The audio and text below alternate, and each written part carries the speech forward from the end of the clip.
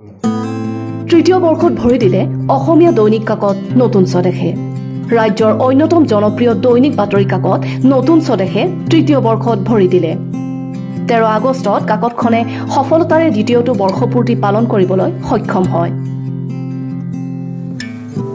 এই উপলক্ষে কাকতখনৰ মুখ্য কাৰ্যালয়ত এক অনুষ্ঠুপীয়া কাৰ্যসূচী গ্ৰহণ কৰা হয়। এই কাৰ্যসূচীত কাকতখনৰ লগত জড়িত কেইবাজনো লোকৰ উপস্থিতিত কেক কাটে প্ৰশাসক বাসন্তী ৰাভাৰ কন্যা নিহাৰিকা ৰাভাই।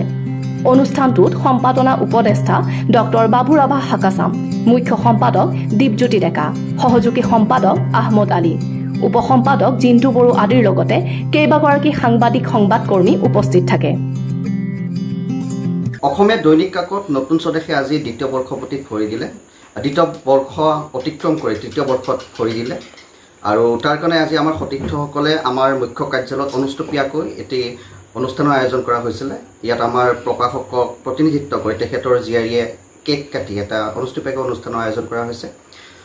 আজি মই এইখনতে আমাৰ নতুন স্বদেশৰ পৰিয়ালটো, বিশেষকৈ আমাৰ সম্পাদনা কক্ষত জড়িত প্ৰতিগৰাকী লোক, আমাৰ কাৰিকৰী দিশত জড়িত, আমাৰ প্ৰত্যক্ষ বা পৰোক্ষভাৱে জড়িত যিসকল লোক আছে, লগতে আমাৰ প্ৰতিনিধি আছে গোটেই অসমত, শুভাকাংক্ষী আছে, সকলোকে এই 2 বছৰে আমাক তেওঁলোকে যি সহায় সহযোগিতা আগবঢ়ালে তাৰ কাৰণে আমি ধন্যবাদ জনাইছোঁ আৰু আশা কৰিছোঁ আগন্তুক দিনতো তেখেতসকলে নতুন স্বদেশৰ লগত এনেদৰে থাকিব, নতুন স্বদেশক আগবঢ়াই লৈ যোৱাৰ ক্ষেত্ৰত আমাক সহায় কৰিব। নতুন স্বদেশৰ যিটো 2 বছৰ অতিক্ৰম কৰি তৃতীয় বৰ্ষত আমি ভৰি দিলোঁ, এই অনুষ্ঠানটোত জড়িত প্ৰতিগৰাকী লোকলৈ আমি শুভেচ্ছা জনাইছোঁ।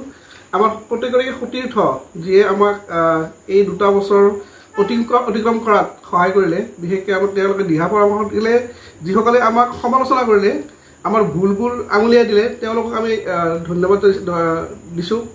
লগতে ৰাইজে আমাক যিটো বিপুল সঁহাৰি জনাইছে, মানে পেপাৰখন চলাত তেওঁলোকৰ ওচৰত আমি চিৰকৃতজ্ঞ হৈ ৰওঁ। Desk report, news express, Assam.